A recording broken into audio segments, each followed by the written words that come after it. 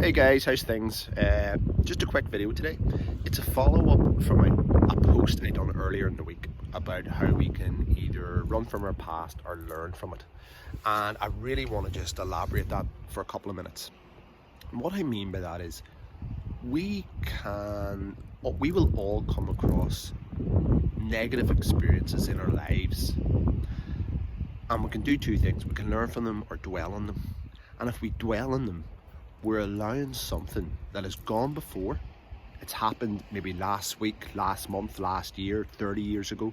We're allowing that thing, or series of things, to stop us living our life now and building better futures. Now seriously, think about that.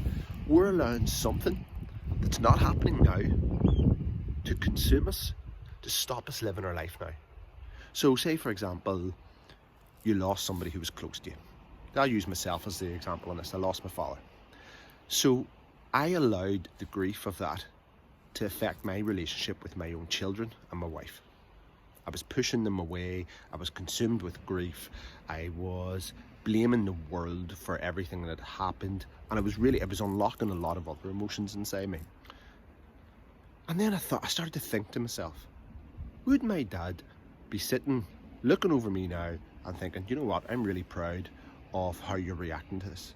Or would he be saying, Jesus, Adrian, don't allow this to consume your life? So what I then done was I started to write down what I've started to learn from the experience, what I learned from my father's death. And then I started to write down, like, what was his best traits? So what I've then tried to do is incorporate his best traits into my life so that I can live a better life. I can be a better father. I can be a better husband. So I'm taking his best parts and trying to live those. Would he be happy with that? Of course he would. Would he have been happy with what I was doing before? No, he wouldn't. So it's about how you start to view things and what lessons we can learn from them. I was talking to somebody who was in a really bad toxic relationship, and they were saying how it really affected their self-worth. They were cheated on. They were made to feel worthless every time they put a bit of makeup on. It was a girl, she was made to feel like, oh, you look ugly. And so she'd put all of those experiences from that toxic relationship into her own self and how she viewed herself. So then that stopped her from going out and trying to meet other people because she didn't think she was worthy enough of it. Where in reality, it was nothing to do with her. It was to do with the person and the toxic relationship she was in.